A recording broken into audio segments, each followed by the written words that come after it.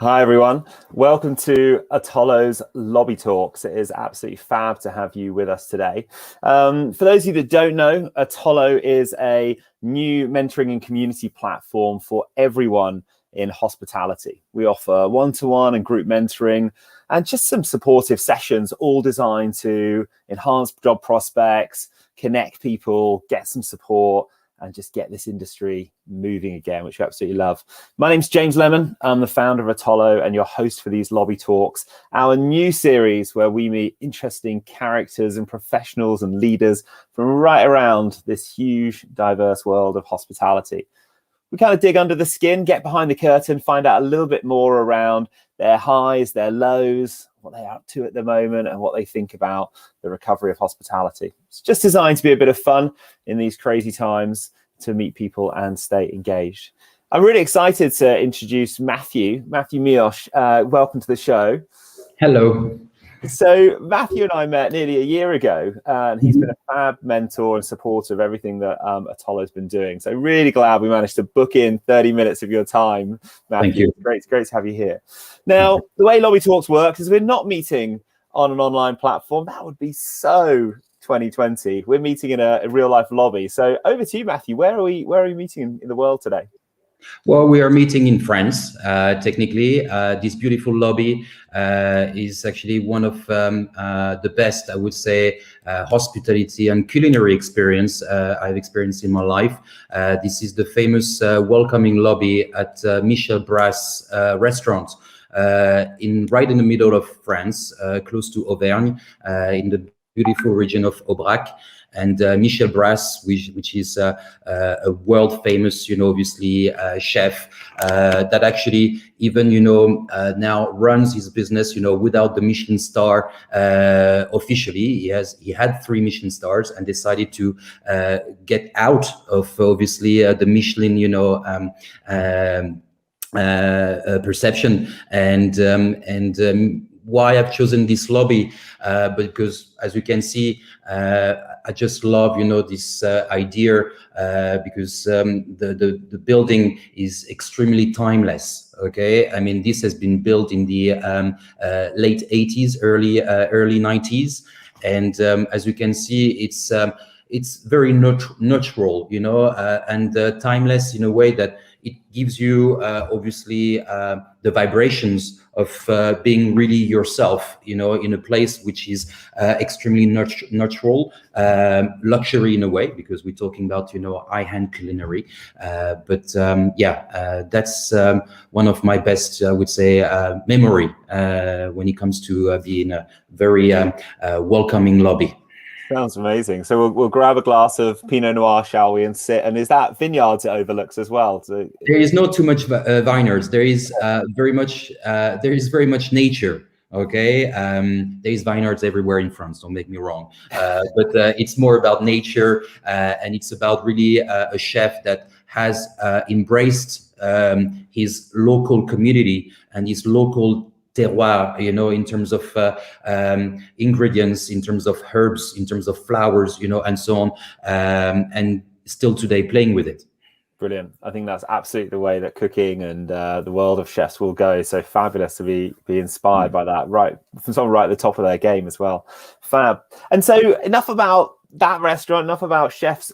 I'd love to hear more about you, Matthieu. We set everyone the same challenge. Can you summarize your career in 60 seconds? You think you're up for the challenge? Oh yeah, cool. I'm not that old, so 60 seconds will be enough. Who's Matthieu? Matthieu is simply hospitality passionate. I would say within hospitality, this love for food, and I would say for gastronomy, because food is a bit too large to me, but really the world of culinary that has helped me in many years, to grow in my career. So I'm passionate about hospitality that brought me to many type of businesses, being as a chef, working in hotels, working in tourism, and working also in education. So I have really enjoyed every single parts of this journey and growing, well, my passion for hospitality, for mentoring, and really for appreciating the people from hospitality itself, because that's what makes hospitality. It's not walls, it's not curtains. It's really the people that breathe, the good word of hospitality. So myself today, I'm in wine management, and I have obviously very much changed across, my career. But today, after education, I've decided, to get into wine management, which I don't regret, and we'll see what's next. Fantastic. I always thought you've got such a varied experience. Again, like many people, as you say, you started off in the world of kind of travel agency and hotels and events, conference management. And then you had this lovely stint at helping the next generation prep their careers, right? Working at Les Roches and really thinking about that.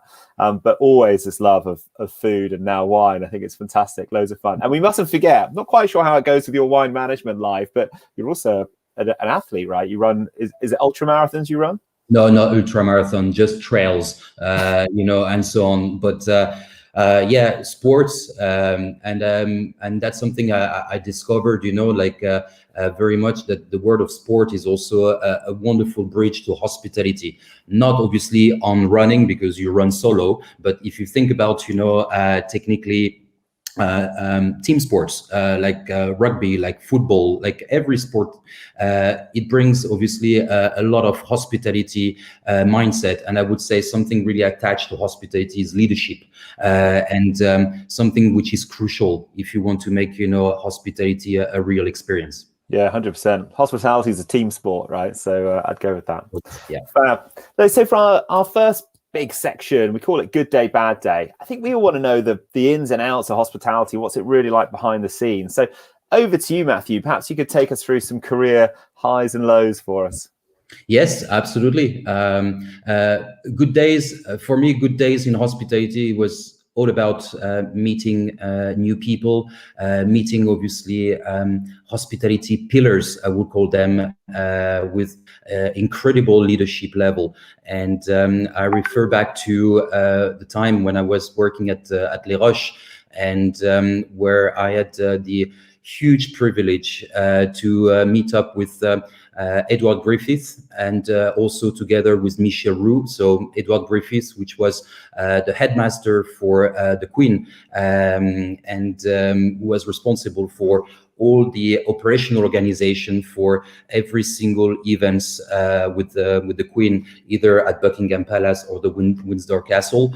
And I combined that with Michel Roux, that was unfortunately passed away this year, and who was very much close to Edward in terms of bringing the gastronomy level expected by the Queen, and who worked, a lot together. So at the end, Edward Griffiths, an incredible personality, someone that, and I always remember those words, because I think they are just magic.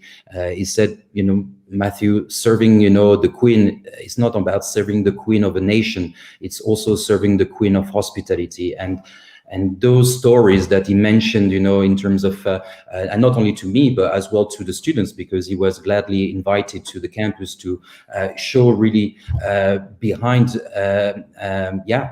the imperial aspect of the Queen lives, what really behind the scene you have in terms of hospitality, in terms of operations, in terms of organizing garden parties and so on. I mean, very inspirational, because so many stories that it could come up with. So that's for me a great day, to meet this type of people that breathe the word of hospitality. Yeah, absolutely. I mean, but the experience of a lifetime, right? To learn from some of the best, and always great stories of people who have served celebrities and royalty, and everyone, from the most noble in the land to the most simplest, we all absolutely love a great hospitality experience, and something we've all really missed, I think. Oh, fantastic. And then I suppose the flip side then, do you want to take us through some of your tougher times in hospitality? What's been your worst day in the industry? Well, worst days, I would say, because there were several, and I go back again to the time when I was at Les Roches, as I was responsible for career placements and career development for a large cohort of students going on internship all around the world for 6 months period of time.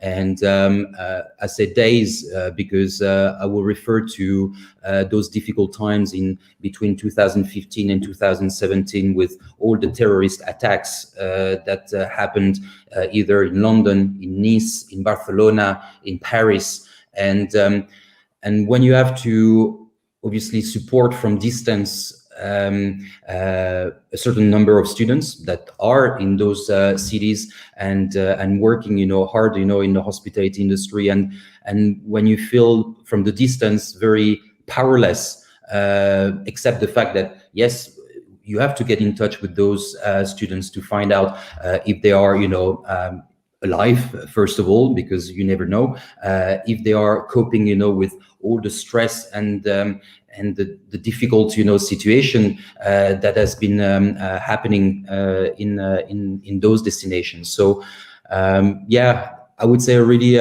bad days, because it impacts obviously lives and people lives to be surrounded, with such terrible events and so on. That was for me, I would say, the toughest to really from distance to absorb this emotion and trying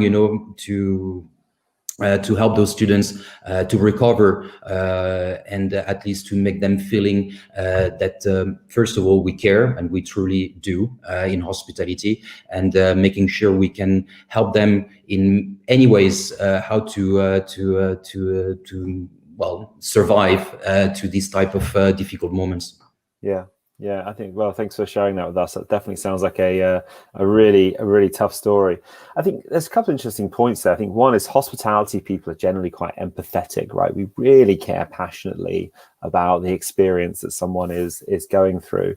But I think also just internationally, you quickly become quite a broad family. I think whatever's happening around the world, from New Zealand to Russia to the US to across Europe, we quickly establish a really nice network of people who are going through similar things, right? Whether we're meeting them in online spaces like Atollo or LinkedIn groups, or whether we've studied with them, or whether we've worked with them and they've moved on. I think we do get hit really hard with a lot of these international shocks, because we know people in these countries and cities.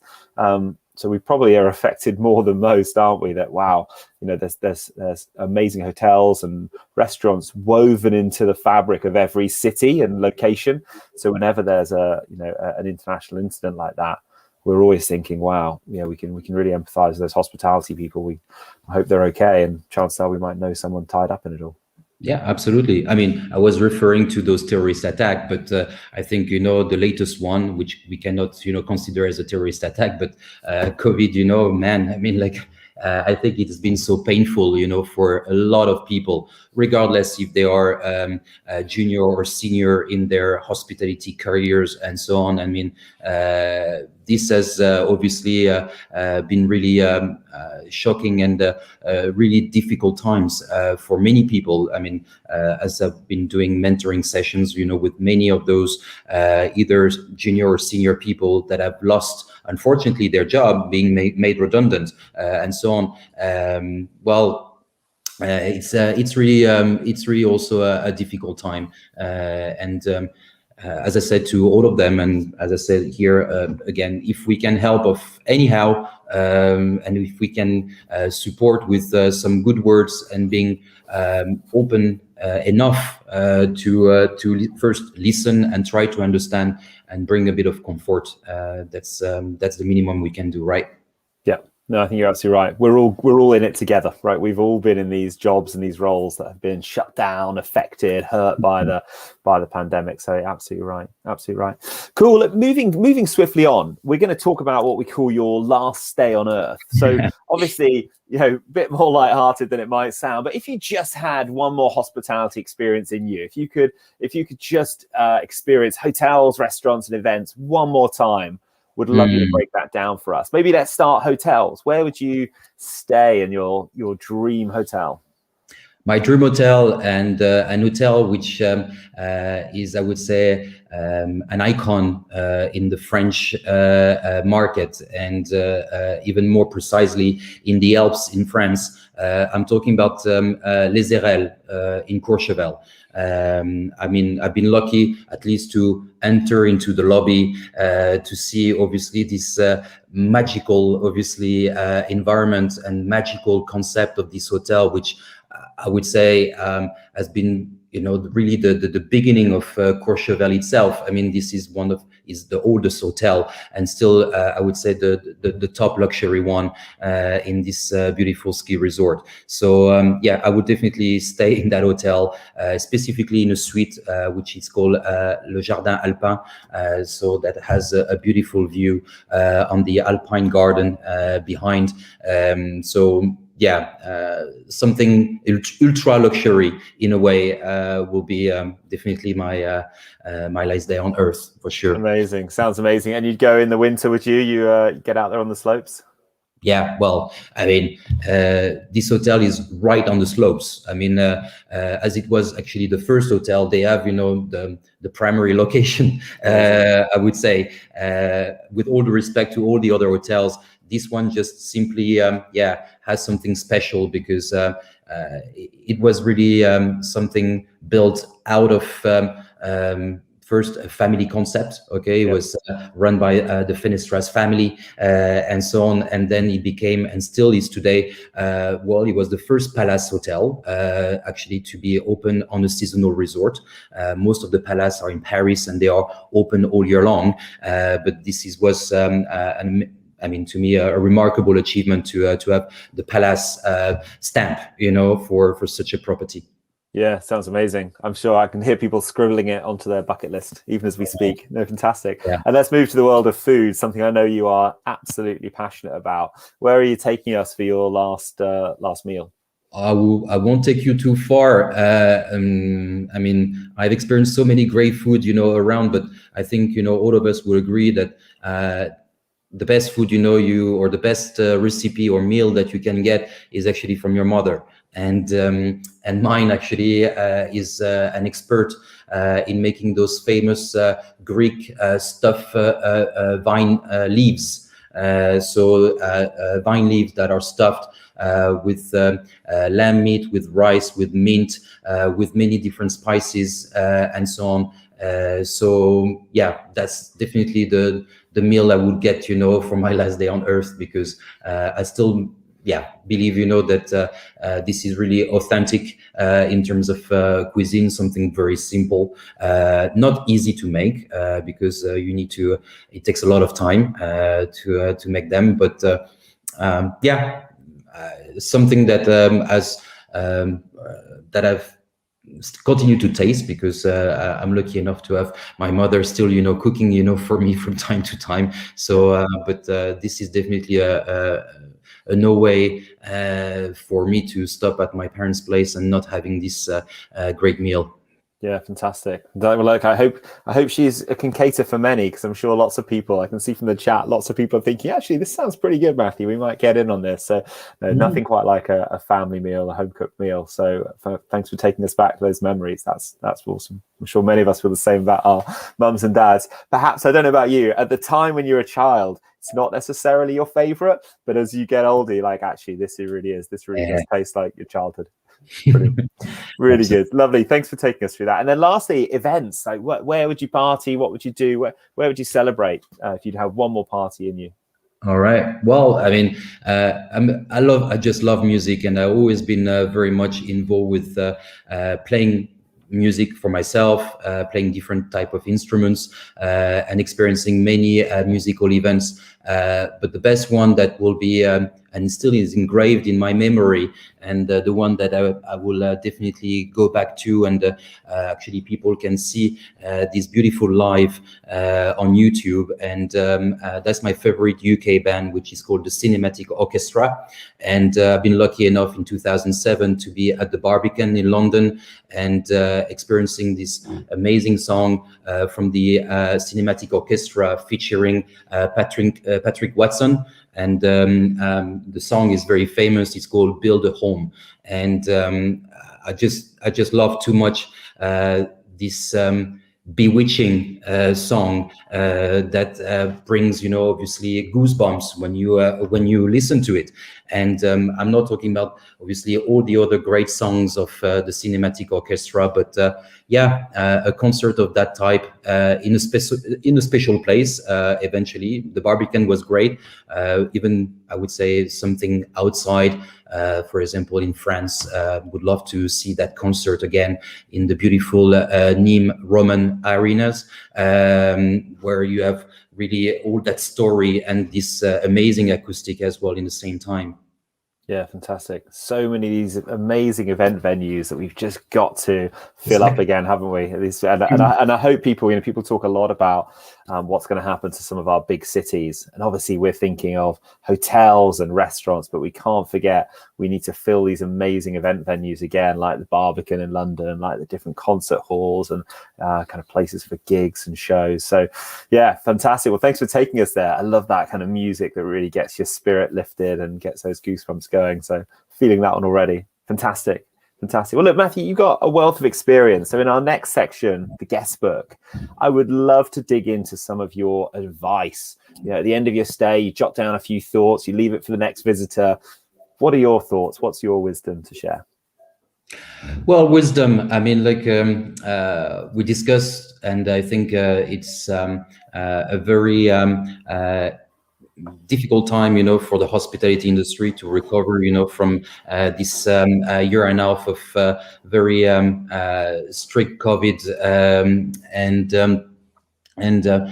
My advice will be, well, first of all, to all the young generations and also the senior generations to not forget to continue to connect. I think this is really important because we face a terrible, I would say, talent shortage in hospitality, and I think we need to make sure, you know, that the generations that I understand are fearing from this industry, because you never know what happened again, and if there is another lockdown or if there is another virus or whatever, we are always the first one to be impacted. But to really make sure that the senior with the younger ones connect better, the senior ones that can also feel free to express their leadership, to bring up, you know, those young talents, and to make them understanding that okay, there is up and down days in hospitality, but most of them are much more up days and amazing days when you feel that hospitality is really what you breathe, and that you really want to serve guests, and because that's the essence of hospitality, and not to fear about, you know, this current situation, but more to expect, you know, for a brighter future. Yeah, I love that. I think I couldn't agree more. Here. I think it really is all about building that connection, you know, just getting people around the industry working together, and we'll definitely hopefully encourage young people into the industry and share our passion and excitement, and also get a few shortcuts, right? You know, that accelerate their careers, that improve their job prospects if they connect with people who can quickly lift them up. You know, like yourself, you spent some time in the industry. I want to talk a little bit about kind of hospitality education, because I know that's your world as well. You spend a lot of time coaching young people on their careers. And I know a lot of, kind of university numbers are down for studying hospitality at the moment, but whether you study it or whether you leap straight into hospitality, in those first 3 years, what for you are the critical skills or leadership areas that someone should be working on? What do you see working in those first few years that just sets someone off on a great career, and you'd recommend they prioritize? All right. Well, I think, first of all, will be for every individuals to feel hospitality has, I would say, almost like a family, okay? A family that you can grow in terms of connections, really to feel that at the end of the day, it's about the more you meet people, the more obviously you will be appointed as a great hospitality professional. Is the same as if you are a sommelier. Okay, you won't become an amazing sommelier if you have not tasted, thousands of wines in your lives. Okay, so you need the same thing to really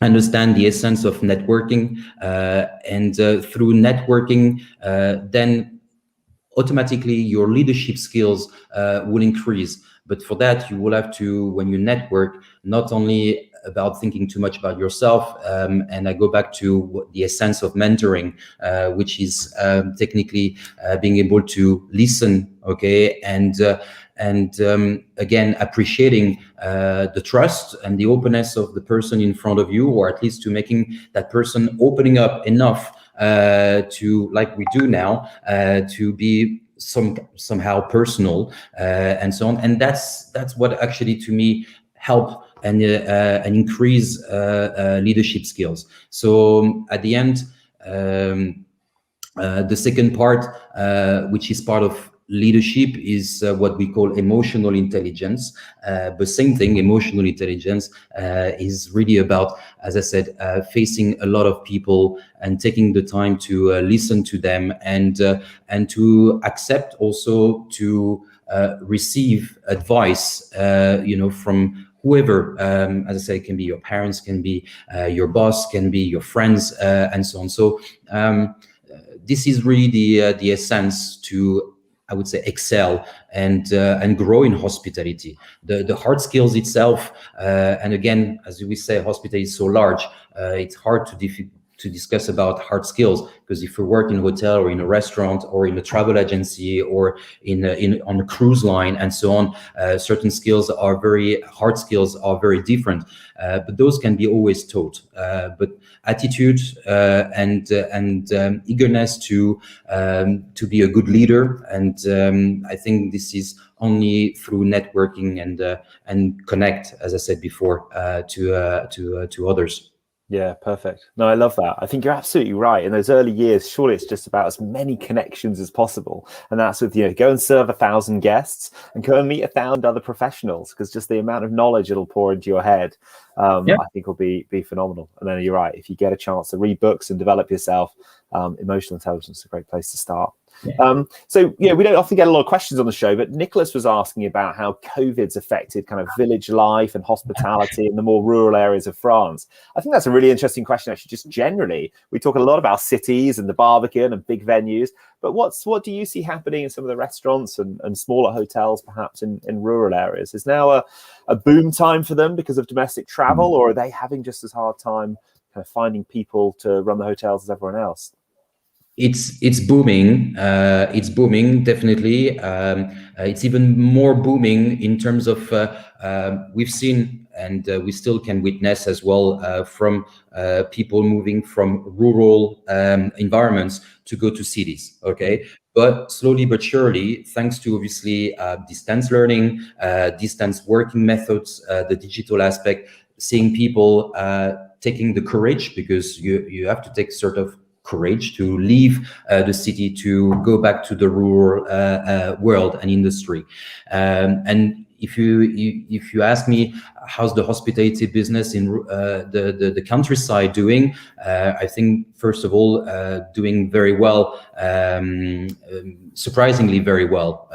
Not surprisingly at the end, because I think when you are stuck into a city and your first envy is actually to get out from there, well, you go to the first countryside that is close to your place to breathe and so on, and to regenerate, your energy. So the countryside has been doing very well, I must say, and I think it's just the beginning. And I would say even more unknown countrysides, especially, for example, where I live. It's not Saint-Tropez, it's not Courchevel, it's not, and so on. But we've seen many tourists coming this summer, and I think this appealing green tourism, and in places where it's not crowded, or at least enough broad and vast, and so on. That's what really attracts guests today, to be really not in the middle of nowhere, but to feel as well this green and authentic aspect of the countryside. Love it. No, absolutely right. Thanks, Matthew. I think you're right. There could just be this huge renaissance of local destinations across all of these great countries. We've had no choice really other than to explore our local country. So hopefully they've made the most of it. Unfortunately, that brings us to the end of our time together. Always try and be quite strict and keep this to our 30 minutes, but it's been great. I'm sure we could go for hours, especially sitting in this lobby and overlooking these views.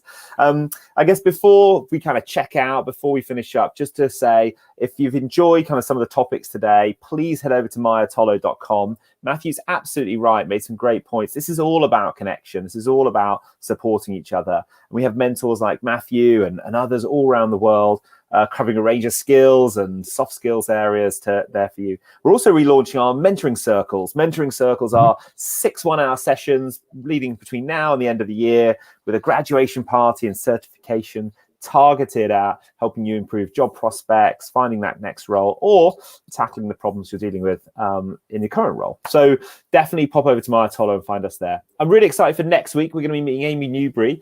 Amy has had a wealth of experience across hotel and food technologies. She's been an entrepreneur. She's also super fun, and I always enjoy chatting with her. So really excited to that. It's Thursday at 5 o'clock UK time. Obviously, you can do the maths wherever you are in the world. Last thing for me to do, though, say a huge thank you, Matthieu. You've got such great stories and a wealth of experience, particularly around careers and driving that passion for hospitality. So hopefully you've had a good time with us today. Absolutely. I'm happy that you could give me the chance to share those stories, because let's not forget to when you want to extend a great hospitality and customer service, what actually clients and guests and friends and others are buying is actually stories that you can tell, and stories that are very authentic, really is what I think, is the essence of hospitality. So continue to, as well, all of you, to build up on your stories, because me, myself, I'd love to hear all of those. Absolutely. Perfect. And lastly, we've just dropped a feedback survey into our LinkedIn and into our YouTube. So if you could give us some thoughts on what you want to see, how we can improve it, we're always trying to make it better. Matthieu, stay safe. Everyone, thanks so much for listening and watching, and we'll catch you next Thursday to do it all again. Thanks so much for your time. Bye-bye. Amazing. Thank you. Bye-bye.